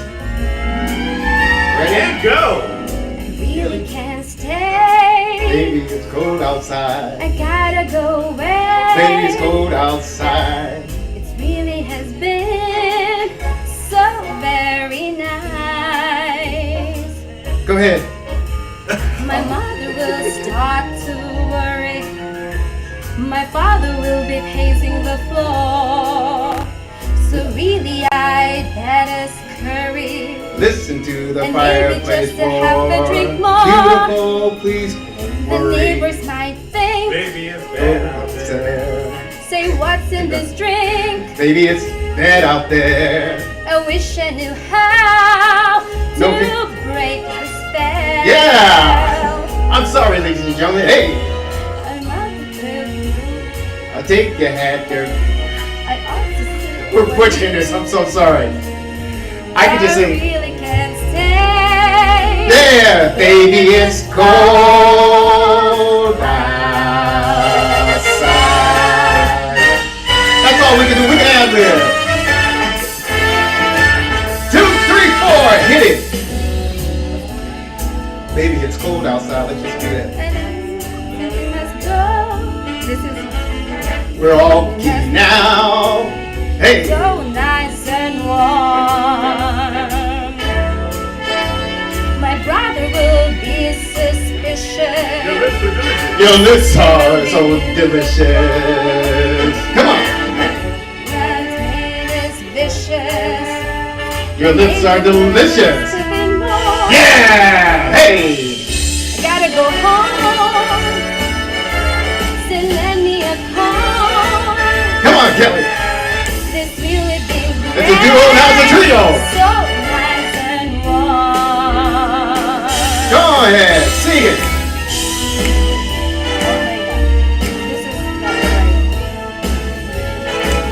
It's okay, we just a singing. Baby, it's cold outside.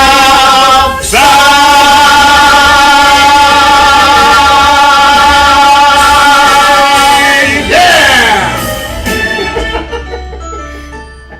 Ladies and gentlemen, We were not coordinated. we were not coordinated at all, but you know what? I told you, we would be entertaining. Keep it locked in. Mary Honey Joy Precursa joining us on the Rewind Sports 60. More coming up right after this short timeout. Hey, it's not like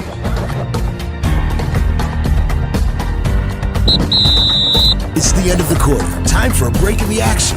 The hottest sports panel in Chicago will get back to the fast-paced action, streaming live on Facebook Live. We're back at it after this quick timeout. So don't you dare touch that iPhone, Android, iPad, Mac, or PC.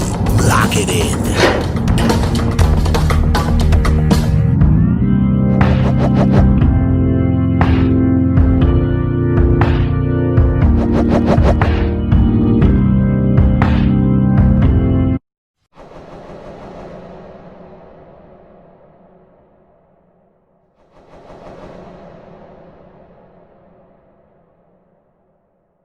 Sports you want, you're in the right place. Hello, Chicago. The Rewind Sports 60. That's the best in the city of Chicago.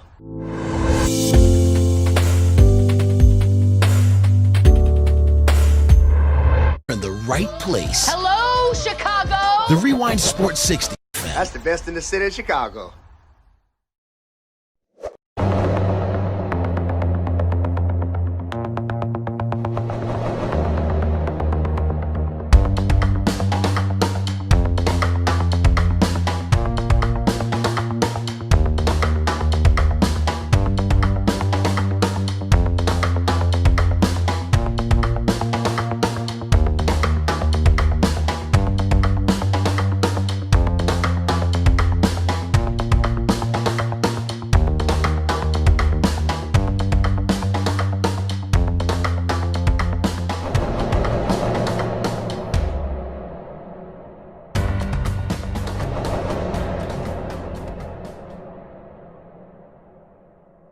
If it's Chicago sports you want, you're in the right place. Hello, Chicago. The Rewind Sports 60. That's the best in the city of Chicago. Hang on, everybody. Just take it easy. You're gonna sing us your email now? Baby, it's cold. Yeah. Welcome back to Rewind Sports 60. You had your shot, Get us on. Hey, your smartphone device. Get it on all those gadgets, social media. Follow us, the Rewind Sports 60. Jerry Riles, Marty B, the man on the street, Kelly Lee Williams, Danny Carlino, the Italian Stallion, and the marvelous one, Dan Marver. Gentlemen, you guys have been scouring the whole. Oh boy. Not even just Chicagoland area and Illinois, but you've been everywhere, Everywhere. watching basketball all over the place. Catch us up with what's going on. We were at Hinsdale. Yes, I was at Hinsdale. The Hinsdale tournament is a remarkable tournament. Right now, it's probably acknowledged as the second best high school tournament during the Christmas season. Number one being Pontiac. Oh, yes. But the games were great. I understand that it wasn't at the championship game last night because I wanted to get back and catch the college playoffs. But Marian Catholic, a fine team, and they walked home with all the laurels at Hinsdale. They did. It's a well-run tournament. Joe Spagnola does a great job there, and he used to be at Proviso West, and he runs the tournament real well. And every year they do a great job out there. Yeah, I had to dislike Marian Catholic simply because I'm from Bloom, and we really don't like them. They're just bad people. Marian Catholic, man, they're posers. Posers Marian Catholic, but congratulations or whatever they did, but Marian Catholic. Don't forget to comment below. And that third best tournament, ladies and gentlemen, the third best tournament for my money is no longer Proviso West. It's that tournament over in Wheeling, at Wheeling High School. Oh my gosh. Undefeated Geneva, right? Undefeated Geneva. And so interesting, Phil Ralston, the head coach at Glenbrook South, was Geneva's coach until 2 years ago. Correct. Yeah. When he was offered the South job, per Dave Weber, got him the interview, and look at what he has taken. He's taken Glenbrook South to a whole new level. Glenbrook South is going to be very, very tough to beat down the road. Well, they did well in that tournament too. They didn't get to the final round, but they're very much improved. You and I saw something that was the greatest high school atmosphere I've seen in the North Suburbs back on December 12th.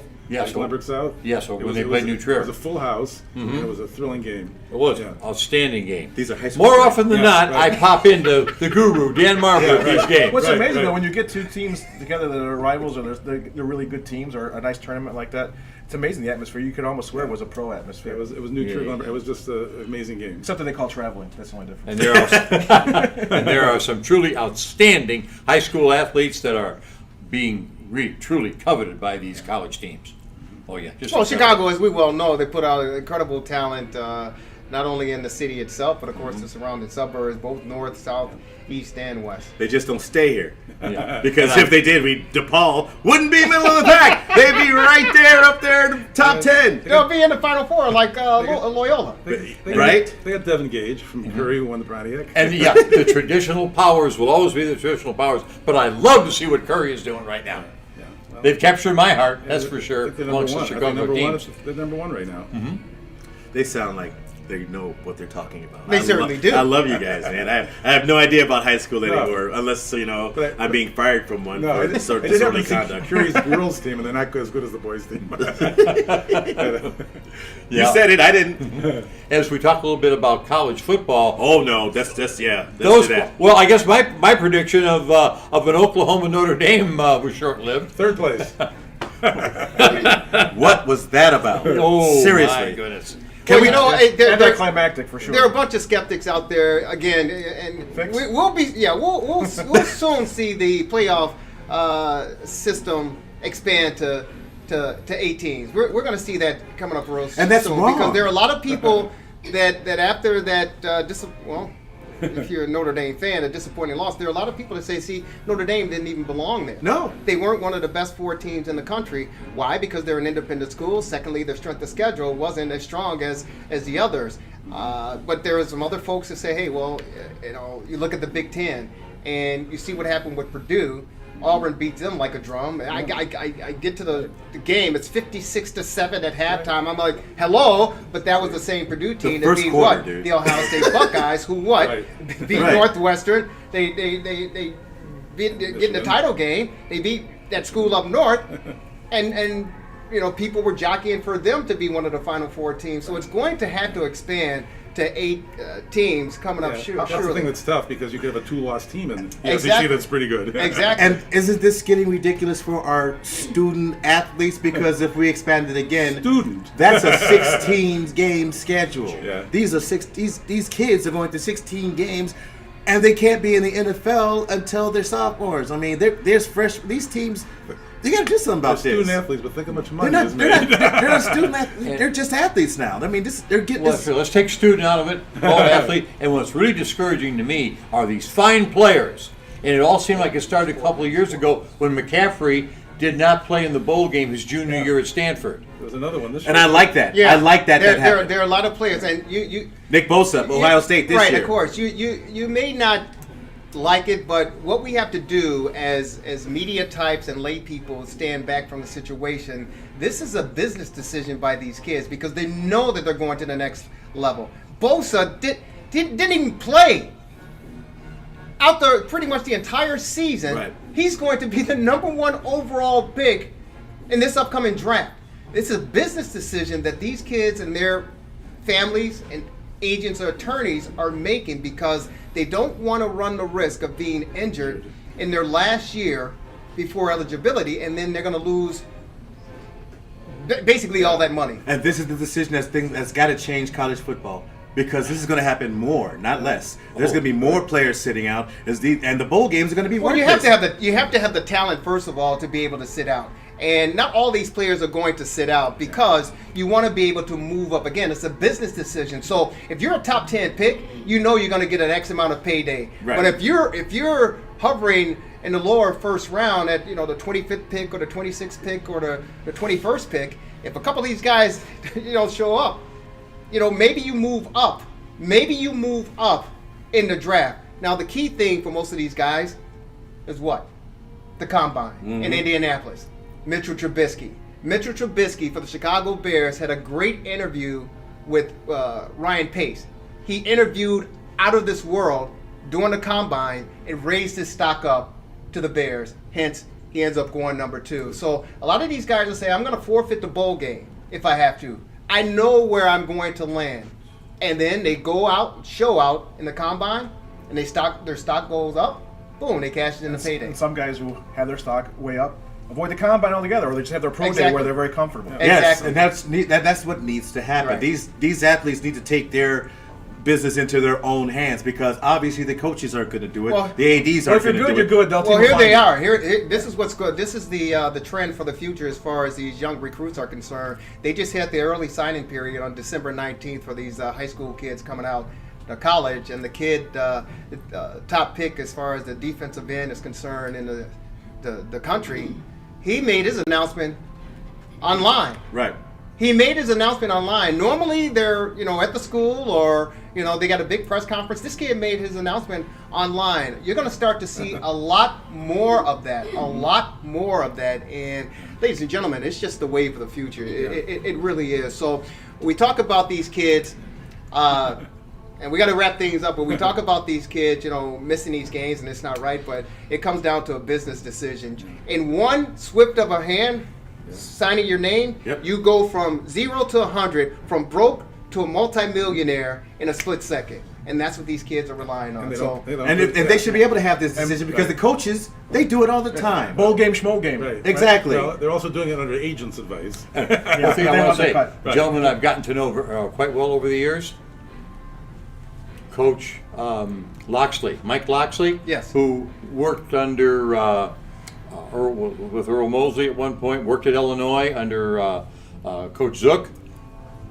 Coach Loxley has taken that job at Maryland. He's going to do a great job. Oh, wow. Right on. Cool. Congratulations, folks. It's the fastest 2 hours in sports conversation. We got to say goodbye to you, but we want to say thank you to all our guests for being a part of this great holiday special broadcast, the Rewind Sports 60. Thanks to Marty B, the man on the street, Kelly Lee Williams, Danny Carlino, the Italian stallion, the marvelous one, Dan Marver, Northwestern tomorrow. and of course, yours truly, Jerry Riles. John Ode, thank you for stopping by and hanging out with us, and all the beautiful Kelly, your beautiful singing voice. I'm going to close out with a lovely, talented, beautiful young lady, and I'm pleased and honored to call her a good friend, Mary Honeyjoy Precursa from St. Joseph the Worker. Folks, have a safe New Year. Happy New Year. We'll see you in 2019. Take it away, Mary. Happy New Year!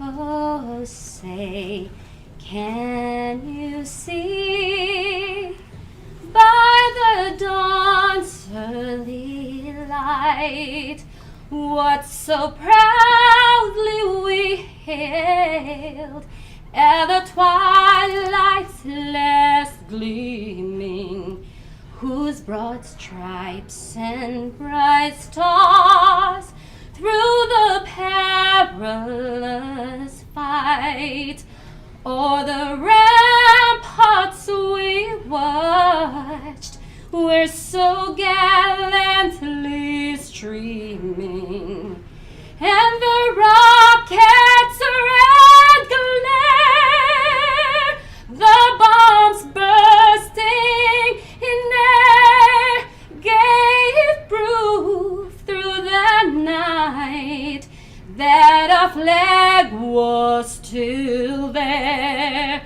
Oh, say does that star-spangled banner yet wave o'er the land of the free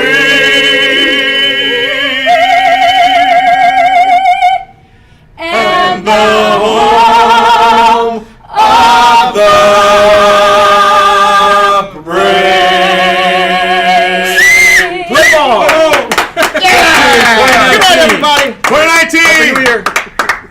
to prison. Yeah.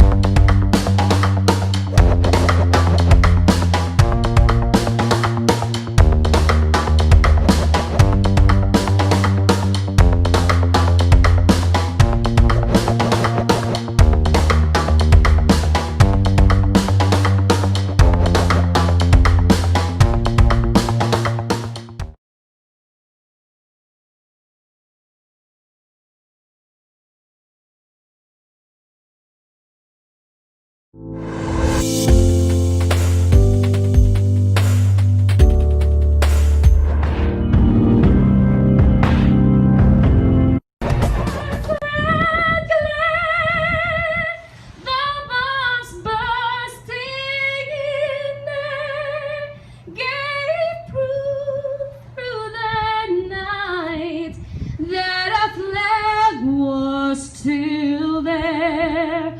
Oh, say does that star-spangled banner yet wave o'er the land of the free and the home of the